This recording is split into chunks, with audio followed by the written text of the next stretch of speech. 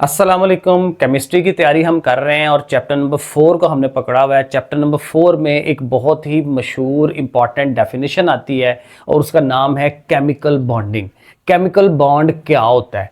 Chemical bond basically क्या है कि दो एटम्स या दो मुख्तलिफ तरह की जो चीज़ें हैं वो मिल के जब इकट्ठी रह रही होती हैं तो वो आपस में उनका एक बॉन्ड बना होता है, आपस में उनकी एक फोर्स ऑफ अट्रैक्शन होती है। जैसे सोडियम क्लोराइड है, हमारा नमक जो है ना, नमक जो है ये बेहतरीन एग्जाम्पल है एक कंपाउंड की, क्योंकि इसमें दो चीजें हैं, सोडियम और क्लोरीन, दोनों मिलके इनका बॉन्ड बना होता है, तभी तो वो इकट्ठी रह रही हैं, एक नई चीज बना देती हैं।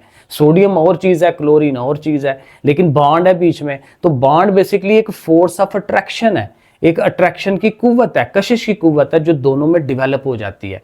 अब वो क्यों हो जाती है, उस क्यों होने की रीजन है कि कभी वो इलेक्ट्रॉन आपस में, एक बंदा इलेक्ट्रॉन दे रहा है दूसरा ले रहा है, या इलेक्ट्रॉनों की शेयरिंग हो रही है, ठीक है, उस तरह से। लेकिन पहले जो डेफिनेशन हमने बतानी है उसको क्या, कि ये जो बॉन्ड है वो होता क्या है, ये फोर्स ऑफ अट्रैक्शन है। अगर मैं आपको पढ़ के सुनाऊं, a chemical bond is defined as the force of attraction.